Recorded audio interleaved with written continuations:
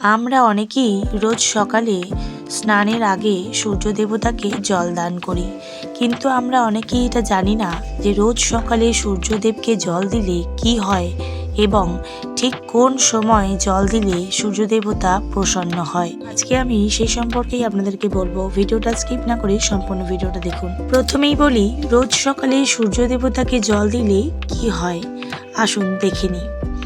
রোজ সকালে সূর্য দেবতাকে জল দিলে রাগ, জেদ ও নেতিবাচক অনুভূতি কমিয়ে আনে এবং মানসিক স্বচ্ছতা আনে। চাকরি বা পেশাগত জীবনে উন্নতি ও বাধা দূর করতে সাহায্য করে। সুস্বাস্থ্য, রোগ নিরাময় এবং শারীরিক শক্তি ও তেজকে বৃদ্ধি করে। জীবনের সকল বাধা দূর করবে আপনি যদি প্রতিদিন সকালে সূর্য দেবতাকে জল দান করেন।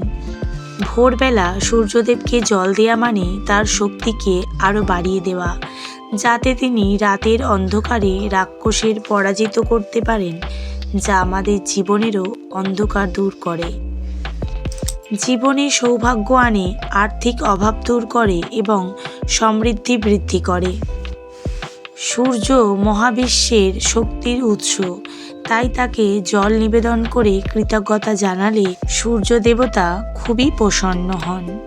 এবারে আসি ঠিক কোন সময় সূর্য দেবতাকে জল নিবেদন করব। আসুন দেখে নিই। ভোরবেলা সূর্যোদয়ের ঠিক আগেই বা সূর্য উদয়ের 1 ঘন্টার মধ্যে, যেমন সকাল 5:30 থেকে 6:30টার মধ্যে আপনি সূর্য দেবতাকে জল দান করুন। রবিবার হলো ভগবান সূর্যের দিন, যা তার উপাসনার জন্য উৎসর্গিত।